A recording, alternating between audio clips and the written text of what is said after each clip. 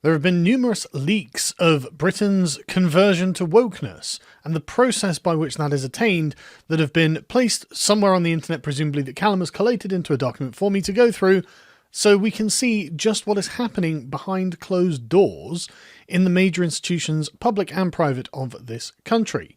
This, as you can see, is from the Ministry of Defence. The Director of Diversity and Inclusion, salary £110,000 to teach people how to be woke. That's just fantastic, isn't it? This is from their diversity and inclusion blog. As you can see, the photo that's been taken is from the Ministry of Defence. And God bless whoever took these pictures, by the way. Thank you, every single one of you. So you want to be a feminist? So you want to be feminist as fuck? By, I can't read the names of those people, but it's a rhetorical question, of course. If we want if we want to be the best armed forces, then the only way to go is feminist. Really? That's going to make them more effective in combat, is it? Feminist armed forces are the best armed forces. Says who? Oh, the feminists say it, incidentally. Yeah, okay. I don't think I believe them. I think this might be a ploy for them to try and rack up 110 grand a year at public expense. But okay. Well, there's also stacks of writing about the importance of feminist thought and analysis when it comes to conflict and peace. What? I mean, I'm sure there is.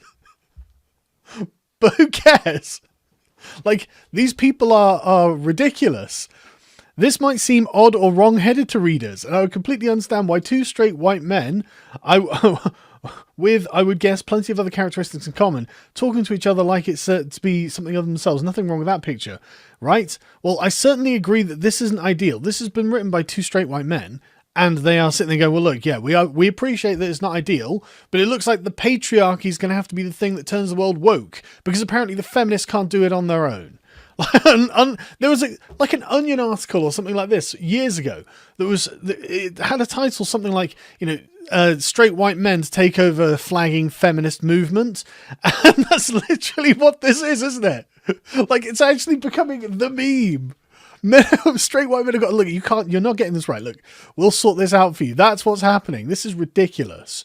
But anyway, this again, sorry, I just got to zoom out because setting the defense, the agenda for defense and the strategic direction of Britain's armed forces. Again, another slide being leaked. Corn Ferry have a webinar series on why race matters. Hear me, black voices on their pain and anger. In my shoes, addressing systemic racism through structural inclusion. Stand by me. How whites can become authentic allies. Don't talk, do. Creating a racially equitable future as inclusive leaders. Man, social justice warriors have taken over.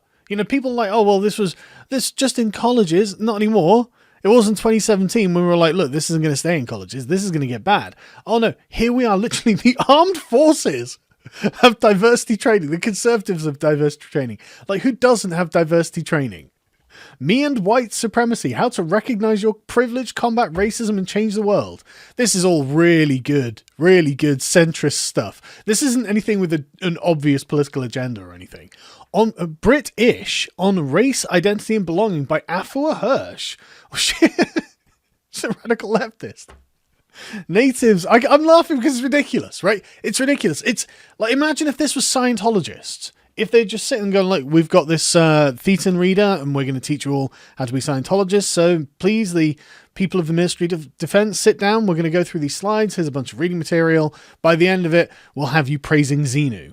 Natives, Race and Class and the Ruins of Empire by Carla. White Fragility by Robin DiAngelo. Why I'm no longer talking to white people about race. So what we have here is a collection of racists, people who actively hate white people, and they're being allowed to actually indoctrinate white people running these institutions. I can only imagine the conversations that are going on in these goddamn boardrooms. Right, okay, guys, we need to explain to them why white people are just better than everyone else. I mean, literally, Prince Harry came out and said that the other day. The world was built for white people. It's like, this is literally what Richard Spencer's been telling you, and now you're all on the same page. How is this happening? What is wrong with you? Celebrating Black History Month. So this is from Sainsbury's. This is from a private supermarket, but again, may as well know about what's going on because it's not exactly pleasant, is it? So this is the history, literally Black history. This is good. Pyramids of Giza. Oh, sorry. 150,000 BC out of Africa. Pyramids of Giza. Skip along to Roman rule in Britain and untold riches. I don't know what that's supposed to mean. I presume that's a reference to Mansa Musa. I believe that's his name. The incredibly sort of rich Malian sultan who went to Egypt, he went on the Hajj and ended up devaluing the price of gold because he took so much with him. Not exactly a guy you want to emulate because he was. How do you think he got all this gold? Like massive amounts of slavery, obviously, duh. A few hundred years later, though, slave trade gets abolished. Then the Haitian Revolution. Then eventually Obama wins, and that's Black History. Celebrate Black History. So read these books. Sister Outsider, The New Jim Crow, Why I'm Not Talking to White People About Race, and White Fragility. Fucking hell, man. Everyone's going to be indoctrinated with it. It's going to be the new normal. We are going to be the people who are weird. We, the people who don't think that we should all be a bunch of racists, are going to be the weird people at Sainsbury's. I mean, good luck if you work at Sainsbury's, because this is what you're going to have to deal with on a daily basis. And you're going to be dealing with people who literally are not very competent, not exactly the best and brightest, and they're going to be lecturing to you. And then when you give them one of the contradictions and say, well, explain this, they're just going to treat you like you've done something wrong. It's amazing, isn't it? This was, again, from Sainsbury's. Look at this. All right. Black Reverse Mentoring. This program has launched a crucial way to support hearing black voices in the business. Are you interested in becoming a mentor to a member of our leadership team? So they're just literally going to hire some black people to teach them about not being racist and just to shadow them and validate their decisions through the prism of social justice. Is this harming black people, Mr. Sainsbury's director? And they're going to pay for this. They're going to pay to be racially belittled and berated by a racist who is not white because they're so afraid of being called racist. I just can't get over it. We are the weird people because we don't want to treat people as if they're inferior. Like I just think it's awful. I just think it's so awful. This is MI5. I know I'm flipping between private and public, but never mind. MI5, the intelligence services for Britain, military intelligence. Obviously, they support National Inclusion Week. Appoint an executive sponsor for race. Executive sponsors for race provide visible leadership on race and ethnicity in their organization and can drive actions such as setting targets for ethnic minority representation, briefing recruitment agencies, and supporting military partnerships, sponsorships. You can't do that. You can't just hire people because of the color of their skin. That's actually illegal. This has actually happened. Cheshire Police Force actually had a tribunal rule against them because they had actively discriminated against this guy and in favor of equally or lesser qualified non-white people. And it was literally because of his race. But it's happening, man. This is at my expense too. Me, the taxpayer, I get to pay for this. You, the taxpayer, you get to pay for this. just racial hiring practices. I really thought that was the antithesis of what we wanted. I didn't think we wanted racial hiring practices. Take action that supports ethnic minority career progression. So there we go. Just promote them because they're not white. Why? Because that's important. The colour of their skin is deeply important. Here at Transport for London, we will not accept anything but being anti-racist. Transport for London being the body that deals with the underground, the London Underground. Journey to becoming an anti-racist. So you become an anti-racist, so you deny that racism is a problem, you avoid hard questions, you strive to be comfortable. This is all white fragility. Recognize that it's a problem. This is the learning zone you go into. I understand my own privilege in ignoring racism. I educate myself about race and structural racism, so I get woke, and then I identify how I might unknowingly benefit. I promote and advocate for policies and leaders that are anti-racist. Oh my God. I yield positions of power to those otherwise marginalized. There we go. They literally, and the BBC did this, like people at the BBC actively took a pay cut because of the marginalized women based on the gender pay gap. But no, take your pay cuts. I can't remember where this one's from. It's from one of them. But here's the reading list that they've got. White Like Me, White Fragility. Oh, Ibrahim X. Kendi. Oh, that's good. He's very, very much a credible voice on this subject. I'm so glad that all of this, and I do just view this as race war propaganda, is being promoted by these major institutions. This one is the Co-op, which is a supermarket. If you're keen to get involved, please can you send a photo of yourself to wherever. Why would they need a photo? You might be white. You might be the wrong race. We need to see a photo of you just in case you're the wrong goddamn race. I will actively speak to new colleagues and welcome them. I will listen to a podcast related to diversity and inclusion. I'm going to participate in sessions related to diversity and inclusion. I will be open to learning about diversity and inclusion. I will champion inclusive behaviors. Again, you will allow promotions to be passed over, etc., etc. It sounds like cult. It sounds like a goddamn cult, doesn't it? It's mad. What do we mean by diversity data? Moving forward, Co-op want to understand more of our colleagues' demographics, sex and race, which is what Callum's highlighted. Our vision depends on our ability to deliver them. We haven't been able to actively track and monitor progress and reduce inequalities within our internal system to do this until now, because your internal system was colorblind, wasn't it? Your internal system was just, we've hired X person, an individual, based on their CV and the history of work. But apparently we can't have a fairer workplace, as they say there, unless we do this. It's the only way to do it. The only way to be fair is to be massively racist. Actively promote non-white people just because they're non-white. Hold back white people just because they're white. You've got to understand, we need to equalize this out. Everywhere.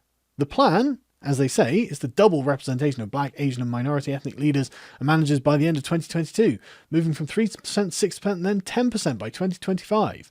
Require diverse shortlists for all leadership roles, no exemptions, and we'll partner with organisations that will help us to reach talent from black, Asian or minority ethnic backgrounds. Man, Callum really needs to learn how to spell Asian.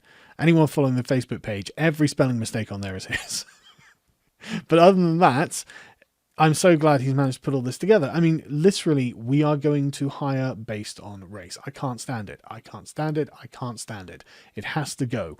Why are the Conservatives allowing this? Why aren't they saying, look, this is obvious and open racism? Robin DiAngelo admits to being a racist. She literally says it. I don't think you can read something by Ibram X. Kendi and come away from the experience without looking at him and thinking, God, this guy really hates white people. He's got a massive chip on his shoulder. But don't worry, these are just recommended reading. It's just bluehead feminists. It's just kids on college campuses. It's just bedroom feminists. It's everywhere. And it's actively an attempt at changing the culture, changing the way that we look at our own interpersonal interactions.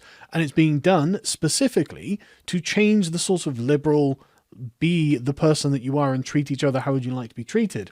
It's trying to overturn that kind of moral order. And it's trying to institute one in which there are people in society who have a certain set of privileges and they get to be spoken to in a certain tone, in a certain way, because of the way that they were born. And these people are the minority in society. Now that is what I would normally describe as being an aristocracy. Do you think the peasantry could just speak however they wanted to the lords and ladies? Do you think there were speech codes for peasants in medieval Europe? Of course there were. This is what this is. And it's again based on the way that they're born, based on their heritage, based on their lineage, based on their blood. This is being done. This is totally antithetical to the liberal worldview. I can't stand this. I cannot stand it. It just drives me crazy. And why don't we just have private, separate spaces for our new aristocratic leaders to show us, who are going to tell us how we can be more diverse and inclusive? We'll give them special events for black, Asian and minority ethnic staff only. Oh, like all these people have just got so much in common.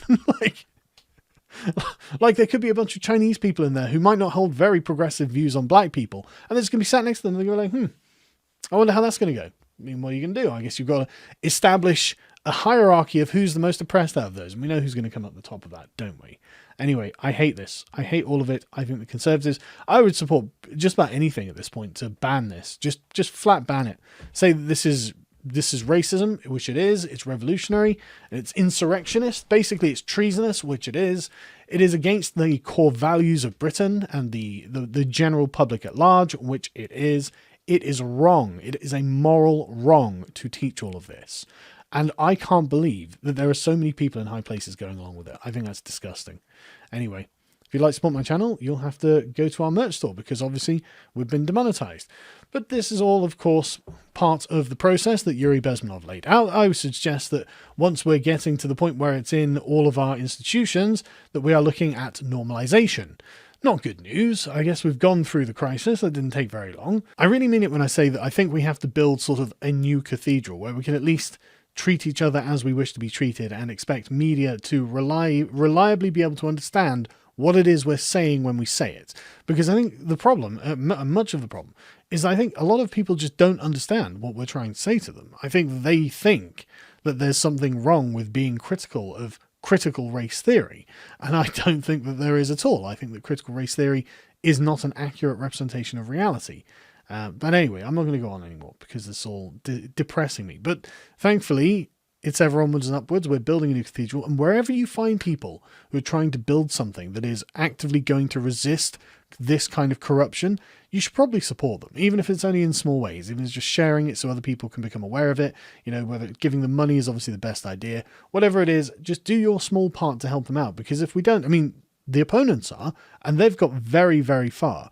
And we don't, I don't actually hold up that much hope we'll be able to stop them, but we've got to try. And we've got to do it through persuasion. We have to persuade people that actually what they're presenting is racism as we define it, which it is. See you in the next video, folks.